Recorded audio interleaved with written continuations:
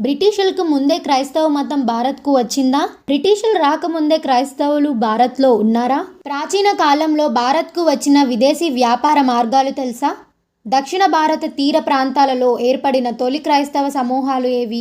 Welcome to Christianity in India the hidden story episode 2. ఈ వీడియోని skip చేయకుండా చివరి వరకు చూడండి. అసలు కథ ఇక్కడ మొదలవుతుంది. బ్రిటిష్లు భారతదేశానికి వచ్చినప్పుడు అప్పుడు క్రైస్తవులు ఉన్నారని మీకు తెలుసా? అయితే అసలు ప్రశ్న ఇదే, వాళ్ళు ఎప్పుడు వచ్చారు?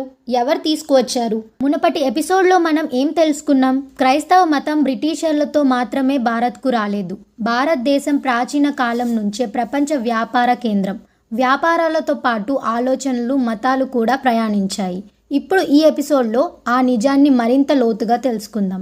క్రీస్తు శకం మొదటి శతాబ్దంలోనే భారతదేశం, అరేబియా మరియు రోమన్ సామ్రాజ్యాల మధ్య బలమైన సముద్ర వ్యాపారం కొనసాగేది.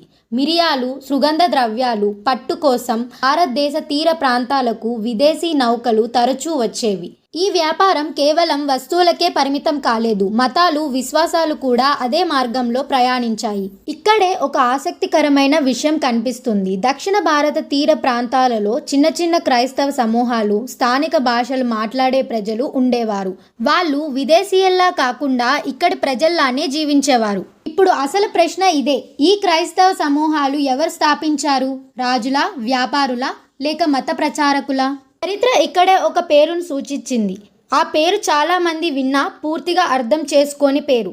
ఆ వ్యక్తి గురించి విదేశీ చరిత్ర రికార్డులు ప్రస్తావిస్తున్నాయి, భారతీయ సంప్రదాయాలు చెప్తున్నాయి. కొన్ని చర్చిలు, ప్రదేశాలు అతడి పేరుతో ఉన్నాయి. కానీ ఆధునిక చరిత్ర పుస్తకాల్లో ఈ అంశాన్ని ఎక్కువగా ప్రస్తావించవు. అయితే అతడు నిజంగా భారతదేశానికి వచ్చాడా, లేక ఇది తరతరాలుగా వినిపిస్తున్న కథ మాత్రమేనా? తర్వాతి ఎపిసోడ్లో భారత క్రైస్తవ చరిత్రలో అత్యంత కీలకమైన వ్యక్తి కథ. ఎపిసోడ్ 3 మిస్ అవ్వకుండా ఉండాలంటే ఈ రీల్ లైక్ చేసి కామెంట్లో ఎపిసోడ్ 3 అని కామెంట్ చేసి మన ఛానల్ని ఫాలో అవ్వండి.